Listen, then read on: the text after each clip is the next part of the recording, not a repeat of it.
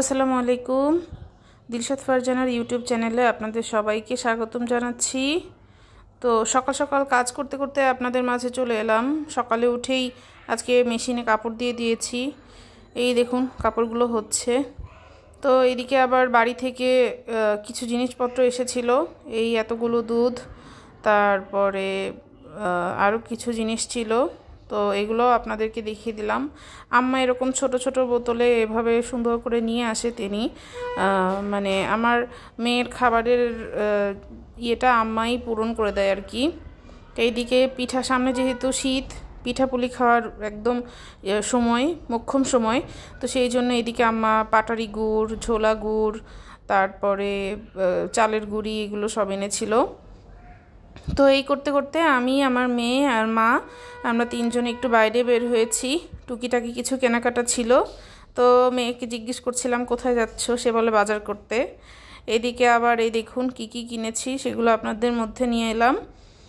তো এই যে পিঠা বানানোর একটা পাতিল ছিল, পাতিলের ঢাকনা, পিঠা বানানোর সরা, তারপরে লোহার একটা কড়াই ছিল, একটা অলিভ অয়েল কিনছিলাম।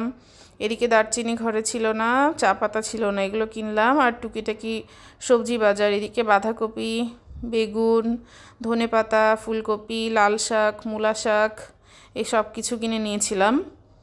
তো সব কিছুই মানে এইটুকু বাজার গোছাতে গোছাতেই একদম বেলা 11টা, বেলা 12টা পার হয়ে গিয়েছিল। যদিও সকাল সকালই বাজারে গিয়েছিলাম, তারপরেও মানে কোনো একটা কাজ যদি ইনভলভ হয়ে যাওয়া যায়, পুরো বেলাটাই শেষ হয়ে যায় আর কি। তো এই ছিল টুকটাক বাজার। এরপরে রান্নায় চলে যাব আমি। বেগুন ভাজি করেছিলাম, আলু বেগুন দিয়ে ভাজি। তো এই দেখুন, প্রথমে পেঁয়াজ মরিচ তেলে দিয়ে, এরপরে বেগুনগুলো চুলায় দিয়ে নাড়াচাড়া করে এই দেখুন ঢেকে দিয়েছিলাম। এরপরে আবার নামানোর আগে একটু ধনেপাতা দিয়েছিলাম।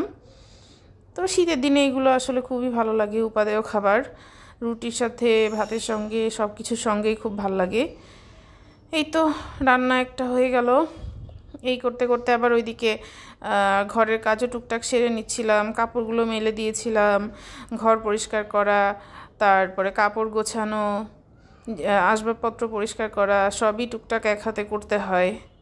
এরপরে আবার আমি চলে যাচ্ছি ছোট মাছ রান্নায়। এই দেখুন ট্যাংরা মাছ, ট্যাংরা মাছের একটু বড় সাইজের যেটা, ওটাকে গুলশা বলে। তো সেই মাছ রান্নার জন্য তরকারি, পেঁয়াজ মরিচ আদা বাটা এগুলো দিয়ে পানি দিয়ে দিচ্ছি। এরপরেই তো হলুদের গুঁড়া, মরিচের গুঁড়া এগুলো দিয়ে সুন্দর করে মশলাটাকে কষিয়ে নিব। এই দেখুন তরকারি হয়ে আসছে প্রায়। তো এদিকে আম্মা মাছ কেটে ধুয়ে একদম হলুদ মরিচ মাখিয়ে দিয়েছে। তো ছোট মাছ আসলে খুবই ভালো লাগে খেতে, কিন্তু কোটা বাছাটাই যতটা ঝামেলা। বাসায় যদিও আমি নিজে কখনো ছোট মাছ কাটা বাছা করি না, বাসায় আম্মা আসলে আম্মা তখন এগুলো করে। এই তো দেখুন আমি পেঁয়াজের ফুলকি দিয়ে আর আলু দিয়ে মাছটাকে রান্না করব। পেঁয়াজের ফুলকি দিয়ে মাছের তরকারি আমার কাছে ভালোই লাগে, ছোট মাছের তরকারি। এই দেখুন লম্বা লম্বা করে কেটে নিয়েছি।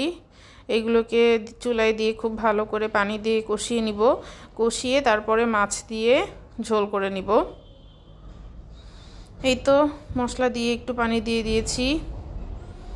তো কথা বলতে বলতে আপনাদের কাছে রিকোয়েস্ট জানিয়ে যাচ্ছি, এই পর্যন্ত যদি ভিডিওটা দেখতে থাকেন কেউ, আর একটুও যদি ভালো লেগে থাকে, তাহলে লাইক করে সাবস্ক্রাইব করে রাখবেন, যেন আমার পেজটাকে আমি একটু এগিয়ে নিয়ে যেতে পারি অনেক দূর। এ দেখুন তরকারি প্রায় সেদ্ধ হয়ে গিয়েছে। এর মধ্যে এখন আমি মাছগুলোকে দিয়ে দিব। তো মাছগুলো আগেই বলেছিলাম হলুদ মরিচ দিয়ে মেখে রেখেছিলাম, তাহলে মাছটা খেতে টেস্টি হয় আর কি, ভেতরে লবণ মরিচ ঢুকে। মাছগুলোকে দিয়ে বেশি নাড়াচাড়া করব না, মাছ ভেঙে যাবে। এই গুলশা মাছগুলো অনেক নরম হয়, একটু নাড়াতেই ভেঙে যায়। যে কোনো ছোটো মাছই একটু নাড়াচাড়া বেশি হলেই ভেঙে যায়। হালকা নাড়া দিয়ে পানি দিয়ে দিব। এই দেখুন কালারটা কত সুন্দর আসছে তরকারির। তো এই তো হয়ে গেল। আসলে একটার পর একটা কাজ থেকেই যায়, কাজের কোনো শেষ নাই। রান্না করতে করতে ওইদিকে আবার ঘর পরিষ্কারও করছিলাম, ঘরের কাজও করছিলাম। এই তো তরকারি এবার আমি হালকা পানি দিয়ে ঢেকে দিয়েছি। ঢেকে দেওয়ার একটু পরেই মানে 5-7 মিনিটের মধ্যেই তরকারিটা রেডি। এই তো দেখুন রান্নাটা একদমই কমপ্লিট। এখন আমি ধনেপাতাটা দিয়ে দিব। ছোটো মাছের সঙ্গে আবার ধনেপাতা না হলে একদমই ভালো লাগে না। ধনেপাতা কেটে কেটে উপর দিয়ে দিয়ে দিচ্ছি। এই তো তরকারি একদম রেডি। ধনেপাতা দেওয়ার পর বেশিক্ষণ জাল করবেন না, তাহলে গন্ধটা নষ্ট হয়ে যায়। তো এই দেখুন একদম শেষ পর্যায়ে চলে আসছি রান্নার। এই ছিল আমাদের আজকের দুপুরের খানাপিনা। তো মাছটা যে কী পরিমাণে টেস্টি ছিল।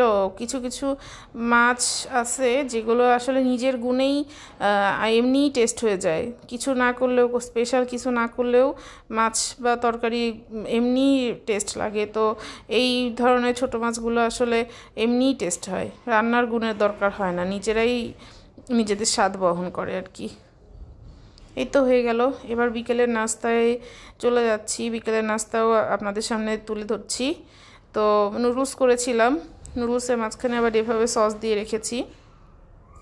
তো এক বাটিতে সবার জন্য বেড়ে রাখছি, যার যতটুকু লাগে সে নিয়ে খাবে। এই যে চা ছিল। তো আজকের মতো আসছি, ধন্যবাদ সবাই।